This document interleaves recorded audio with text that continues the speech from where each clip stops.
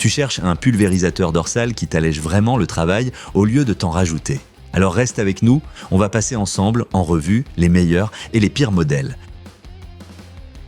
On commence avec le modèle de Spear & Jackson qui se retrouve en dernière position de notre classement. Non pas qu'il soit mauvais, mais il est très basique et ne propose presque aucun confort pour simplifier le travail.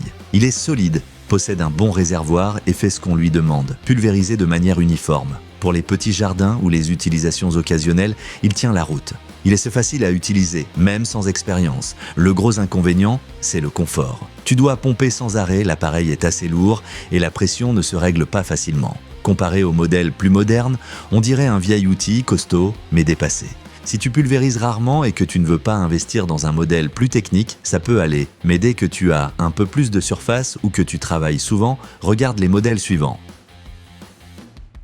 Ensuite, on a le modèle d'Oregon qui apporte déjà un peu plus de confort. Il est plus léger que le précédent et bien plus agréable à porter. Et tu le ressens après une demi-heure de travail. Le réservoir plus grand est pratique, tu dois remplir moins souvent. La qualité est correcte et grâce au réservoir semi-transparent, tu vois toujours combien de liquide il reste. Pour les jardins de taille moyenne, c'est un choix raisonnable. Mais ça reste un modèle manuel, avec une pression assez faible. Résultat, tu dois pomper plus souvent et le jet est moins puissant que sur les modèles plus haut de gamme. C'est une bonne solution pour les jardiniers amateurs qui cherchent un appareil léger. Mais si tu veux vraiment gagner en efficacité, continue à regarder. La Gloria se place pile au milieu de notre classement et elle y trouve parfaitement sa place. Elle est toujours manuelle mais bien plus robuste et précise à l'usage. La lance en laiton fait toute la différence, plus stable, plus solide et réglable avec précision. La pression plus élevée permet de traiter des plantes de plus denses ou de plus grandes surfaces sans pomper en continu. Bien sûr, il faut encore pomper manuellement et il n'y a pas de batterie pour automatiser le tout. Le réservoir est aussi un peu plus petit, donc tu remplis plus souvent. Pour ceux qui veulent de la qualité et du contrôle sans passer au modèle électrique, c'est un excellent compromis. Et maintenant, on passe à quelque chose de vraiment pratique. Là, ça devient intéressant. Voici le premier modèle à batterie.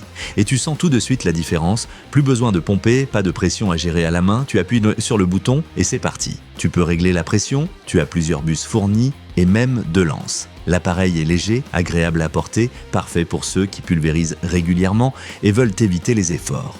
Le seul vrai défaut, c'est l'autonomie. Après 1 à 2 heures, il faut recharger. Et il n'est pas aussi puissant que le top modèle que l'on va voir tout de suite. Si tu veux du confort sans traîner un gros engin à roulettes, c'est une option fantastique.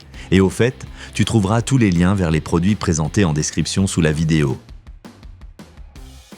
Et voici notre grand gagnant. Ce modèle te libère vraiment de tout.